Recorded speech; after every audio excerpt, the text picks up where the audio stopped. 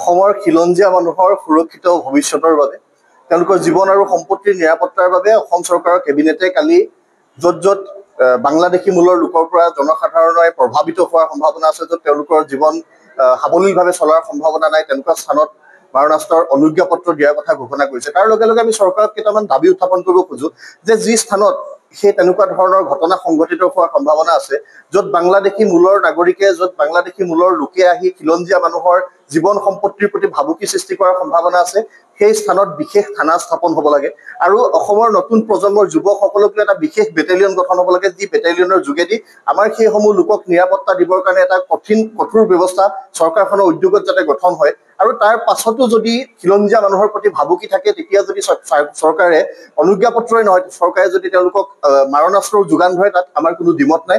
আমাৰ মূল কথা এটাই যে কোনো কাৰণত অসমৰ ভূমিত খিলঞ্জীয়া মানুহে কাৰোবাৰ ওচৰত আঁঠুলৈ জীয়াই থাকিব নালাগিব। অসমত এতিয়াও বহু স্থান আছে য'ত জীয়ৰী বোৱাৰীয়ে সাৱলীলভাৱে নিজৰ জীৱন যাত্ৰা চলাই নিবৰ কাৰণে সক্ষম হোৱা নাই। সেইসমূহ স্থানত কিয় আমাৰ প্ৰভুত্ব নাথাকিব, সেই প্ৰভুত্ব কিয় সৃষ্টি কৰিব পৰা নাযাব, সেই ক্ষেত্ৰত চৰকাৰৰ এটা দৃঢ় পদক্ষেপ আমি বিচাৰিছো। আৰু চৰকাৰখনে গোটেই বিষয়সমূহ যেতিয়া আগবঢ়াই লৈ গৈছে, বাংলাদেশী বিতাড়নৰ বিষয়টো আৰম্ভ হৈছে, ভাৰতবৰ্ষৰ আন আন স্থানতো হৈছে, অসমতো হৈছে। অসমত হোৱাৰ সমান্তৰালভাৱে এটা বিষয়ে কিন্তু আহি পৰিছে যে অসমৰ বিষয়টো কিছু পৃথক, অসমৰ বিষয়টো কিছু সুকীয়া।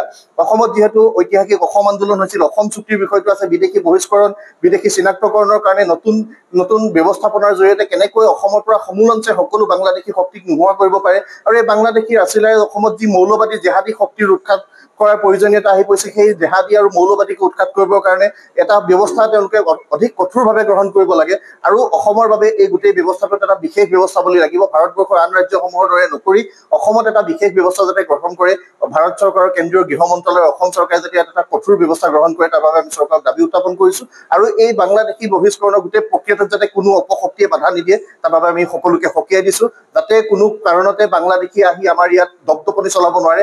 অসমত সৰ্বকালৰ বাবে খিলঞ্জীয়া মানুহৰ প্ৰভুত্ব থাকিব লাগিব, খিলঞ্জীয়া মানুহৰ দপদপনি ইয়াত থাকিব লাগিব, সেই কথা স্পষ্ট।